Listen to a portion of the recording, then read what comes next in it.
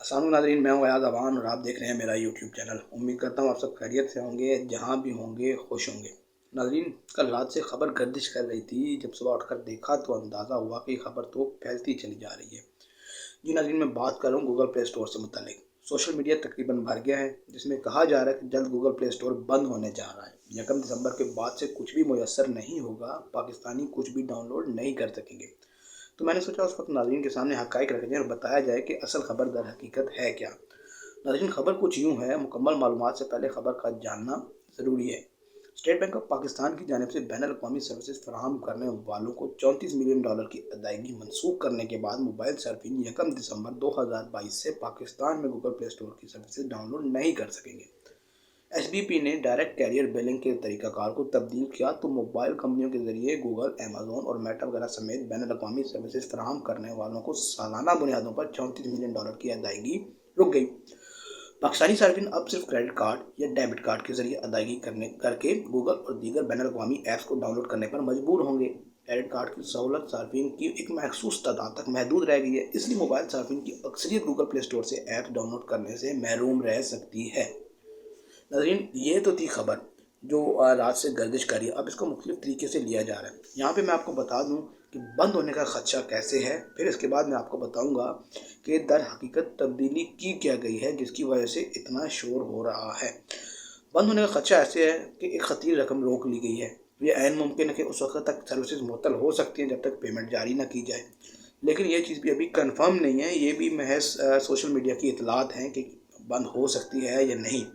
इस ज़माने में वज़ारत इंफॉर्मेशन टेक्नोलॉजी और तो ये मोबाइल कंपनीज़ हैं, 4 मेन हमारी मोबाइल कंपनीज़ हैं, इन्होंने मुतफ़िक़ा तौर पे जुमे के रोज़ स्टेट बैंक ऑफ पाकिस्तान को एक ख़त लिखा, जिसमें कहा गया कि इस तरीक़ाकार को वापस तब्दील किया जाए और वो जो पहले तरीक़ाकार था वही रखा जाए। नाज़रीन, अब आ जाते हैं तब्दीली पे कि दर हकीकत तब्दीली क्या की गई। स्टेट बैंक की तरफ से प्ले स्टोर पर अदायगी के तरीक़ाकार में कुछ पाबंदियाँ लाई जा रही हैं, जिससे आम सारिफ़ अपने मोबाइल के बैलेंस से पेड ऐप्स नहीं ख़रीद सकेंगे।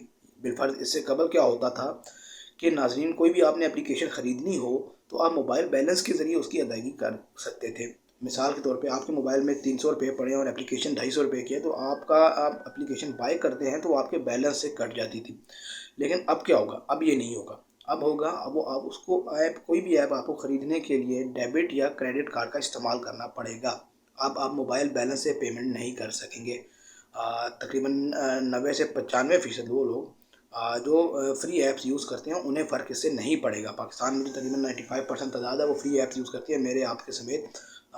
तो उन पे कोई फ़र्क नहीं पड़ेगा। लेकिन होता यूँ था कि कुछ ऐप्स जो रहती हैं, जो पेड होती हैं, उनको ख़रीदने के लिए पहले ये होता था कि आपके पास कोई भी सिम है, उसमें जो बैलेंस है वो कट जाता था और एप्लीकेशन आप डाउनलोड कर सकते थे। उसके लिए आपको डेबिट या क्रेडिट कार्ड की ज़रूरत नहीं पड़ती थी प्ले स्टोर के लिए। लेकिन अब ये तरीक़ाकार तब्दील हो गया है। अब अगर आपने कुछ भी ख़रीदना है, ये डेबिट या क्रेडिट कार्ड के इस्तेमाल के ज़रिए आप ख़रीद सकेंगे, मोबाइल बैलेंस के ज़रिए वो आप ख़रीद नहीं सकेंगे। ठीक है? ये बिल्कुल ऐसे ही है जैसे आप किसी पेट्रोल पंप पे जाते हैं तो वहाँ पे कार्ड के ज़रिए पेमेंट करते हैं, मोबाइल बैलेंस के ज़रिए आप नहीं कर सकते। इसी तरह आप कुछ ऑनलाइन शॉपिंग करते हैं तो आपको डेबिट या क्रेडिट कार्ड का इस्तेमाल करना पड़ता है। आप मोबाइल पे वो किसी तरह भी पेमेंट नहीं कर सकते मोबाइल बैलेंस के थ्रू। तो अब जो गूगल प्ले स्टोर है वो भी इसी तरफ जा रहा है, जो एक सहूलत थी सार्फिन के लिए, वो ख़त्म होने जा रही है। दर हकीकत तब्दीली ये है।